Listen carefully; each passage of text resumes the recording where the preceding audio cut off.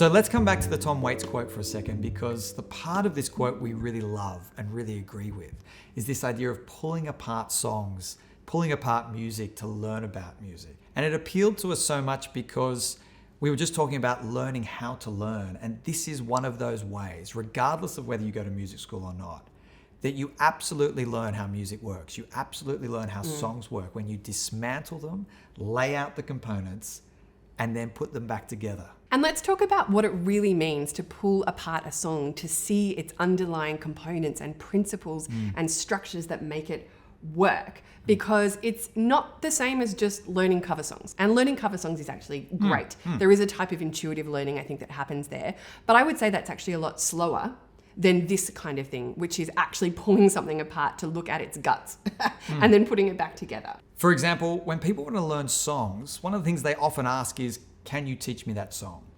And the answer is always yes, sure, I'd love to. But for me as a teacher, the real value is to look at how the chords in that song relate to each other. The melody relates to the chords. The rhythm works in combination with both of those things. And a great example might be to say, well, yeah, sure, the chords in this song are G, D, C, and E minor. And if you learn how to play the chord voicings that are there in that order, that's what you'll be able to play. You'll be able to play that one song, but in that key. In that key. But if you talk about those four chords as the 1, the 5, the 4, and the 6 relative minor, you can play that song in any key. And not just that, any time in the future you see those chords appear, and you will see those chords appear a lot as you start listening to and breaking down other songs, you understand the structure, you understand their relationship with each other. And that's the difference between rote learning something and breaking it apart or dismantling it to understand the structure of it. Particularly with a chord progression like that, it's like you actually learn something about 1,000 other songs, not just about this one song that you're learning to play. Yeah. And so dismantling a song in terms of its chord progression is one way. What are some other ways we can pull apart a song? Well, another way that you can pull apart a song is to play it in other keys. And if you can figure out those relationships between chords, you can play them in all other keys. So I think it's a great pull apart practice to play a song in different keys. I also think as far as chord progressions go, right? Like if you identify in a song one section where the chord progression is really compelling and you really love it for some reason, learning that chord progression, but then actually writing your own song that has that chord progression, and also manipulating the chord progression in a few different ways that kind of changes it ever so slightly, so it's not mere imitation of that song, but you're starting to sort of remix it with your own voice and your own style. So some things you can do are change the key, change the time signature, change the tempo, maybe swap out one of those chords for something else, and also to change the position in the song form. So say, for example, I learn a chord progression and it's the chord progression of the chorus. Well, I might take that chord progression and make it the chord progression of the verse, right? And put it there and then go somewhere else in the chorus. And by manipulating something, you're doing what psychologists call elaboration. So in the psychology of learning something, the concept of elaboration is one of the most important ideas, which again is not about rote learning something. It's actually about changing its context. Another way to practically apply this idea of breaking apart music into its components is through active listening, deep listening. And one of the ways you can do that is by listening to a piece of music and training your ears to pick up only one instrument. So you listen to a song and you only listen to the bass line and you try and hear what that bass line is doing amongst all the other sounds. And then you move on to the drum pattern, and then you move on to the guitar part, etc. And this trains our ears to not just hear music as a wall of sound, but to actually hear these parts in isolation and hear their relationships with each other. And it's a huge part of the process before we even get onto our instruments. Another really useful way to pull apart a song is to name the song form. So name each section of a song and even count the bars, right, that are used in the song. How long is the intro? How long is the first verse? How long is the pre-chorus? And sometimes you start to identify really interesting things, right? So a classic example is that the song Yesterday by the Beatles, the A section is 7 bars, which tells you something really important. It's asymmetrical, it's unbalanced. And that is really fundamental to the way that that song works. If you listen to Bob Dylan songs, he's got some verses with 12 bars and then other verses in the same song, 13 or 14 bars. You know, he's messing with the numbers of bars in each section just to throw it off and give it something a little bit different. And yet you don't necessarily pick that up when you just listen to the song. You have to deliberately focus on the structure and the components of the song to pick that up. We've also really been focusing on music to this point, but as songwriters, lyrics are such a big part of what we do.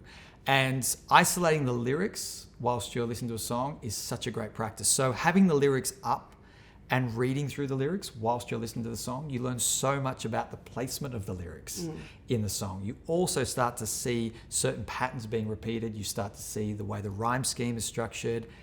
So much great material just from visualizing the lyrics. And another way that you can pull out the principle from that and then apply it in your own songwriting might be, for example, by analyzing the rhyme scheme and seeing where a rhyme scheme falls outside of these kind of cliched rhyme schemes of like AABB or ABAB, just rhyming couplets or alternating rhymes. And a song example I use a lot is the song I Will Follow You Into the Dark by Death Cab for Cutie. Again, kind of an old song, but a beautiful song.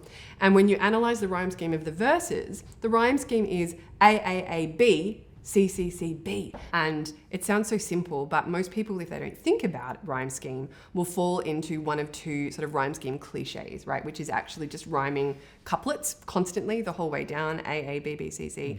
Or the more adventurous people might do alternating rhymes, A, B, A, B, C, D, C, D. But unless we actually analyze other rhyme scheme models, we might never actually progress further than those sort of rhyme scheme cliches. So it's really nice to analyze rhyme scheme because it can give you a blueprint that you can work from and apply to your own songwriting. So what we've just given you there is a fairly long list of very practical ways to break apart music and dismantle it into its components. But it feels like what we're really saying here is that deliberate focus and deliberate practice is the key to all of these. Yeah, and I want to talk a little bit more about deliberate practice. So deliberate practice as a concept was really codified by the psychologist Anders Ericsson. So Anders Ericsson is a specialist in the development of expertise. So he studies people who become peak performers in a variety of fields. And what's very important about it is that he distinguishes between just general practice and deliberate practice. So merely picking up your instrument and playing scales that you know, just playing them over and over again, that's general practice. But if I'm practicing it with a certain finger technique on the guitar, for example, and I'm not actually identifying where my weaknesses are and deliberately, each time I'm running the scale in a focused, conscious way, trying to correct the weaknesses, well, simply running over something again and again might be reinforcing poor habits. Or at the very least, you're improving, a little bit at a time rather than improving in drastic steps. So it has to challenge you. It can't be something that you do easily without thinking, muscle memory. Totally. It has to be at your edge of your skill, knowledge, or capacity. Or comfort zone. Or comfort zone. Yeah.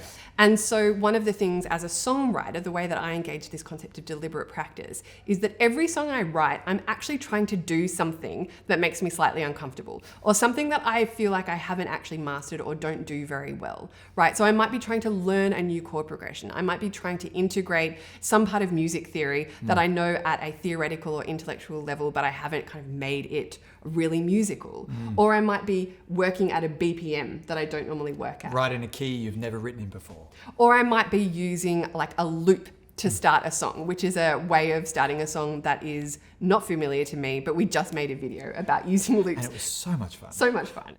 One of the other really important facets of deliberate practice and the way that Anders Ericsson lays it out and has researched it is the factor of getting feedback. And so this is something we haven't talked a lot about. In this video, we've focused more on like the information component, but getting feedback is really, really crucial to improving efficiently at anything. And feedback can be external feedback, right? So it can be finding trusted expert sources to give you that feedback. And yes, in a music school, you are going to have access to that. And that's a really compelling reason to go to music school. But of course, you don't have to go to music school to get that feedback. It's more about understanding that that feedback is so important and then seeking that out, seeking out trusted expert mentors that can give you that feedback. And sometimes it might be like booking one session with someone and showing them one song. We as well are trying to provide that for people outside of the institutional setting, which is why we have set up our Patreon. And you can check out the link below. But for one of the tiers of our Patreon, we are offering a monthly live feedback session. And doing that is really part of our mission of making public this kind of feedback, which often sits behind the wall of music degrees. But we want to make ourselves available to people who are interested in receiving that feedback without needing to enroll in a music degree. So Benny, do you need to go to music school? No, unless you really want to. Exactly. And this is where it gets personal. I think what we've been talking about today is that there are two big factors here. There's the information that you're seeking. There's all this stuff out there that you can get your hands on, but finding a way to get your hands on it and knowing in what order to practice it is a challenge. And so colleges provide a certain structure that may be really appealing for that reason, but you also may find other mentors outside of college that can do the same thing for you. The other thing we've just been talking about is this idea of deliberate practice. And so the execution of this material and creating daily habits with your own routines is then another challenge that again can be formed within college and in peer groups, but can happen just as easily outside of college. And the other really important thing to understand, as we said before, is you don't need a music degree to be a musician. You can Google like famous, amazing musicians who have never formally studied music, and there are so many. But by the same token, if you Googled famous musicians who studied music, you'll find so many. So it's not a valid method of making this decision to go, okay, this person who I really admire didn't go to music school, so that must mean that I don't need to either. Because you're going to find a flip side example of that if you look for it. So that's not a valid way to make this decision. So regardless of whether you go to music school or whether you don't go to music school, learning to pull music apart, becoming a student of music, being deeply curious about music is, I think, one of the keys. And consider yourself a car mechanic who pulls apart engines, a computer technician who pulls apart computers. We pull apart songs and musical compositions. It's what we do and it's how we learn. So, to music school or not to music school? That is the question. And I don't think there's necessarily a clear answer. I think one of the things we wanted to convey is it's really personal. You have to weigh up all these things and make the decision for yourself. I will say, though, that a lot of the key reasons why we did and the things we got from music school had to do with information and community. And I do think that those things are more available on the internet than they were when we made that decision to go to music school. So please connect with us, comment, ask questions. We love reading them. We love replying to them. And happy songwriting. See you soon. Bye.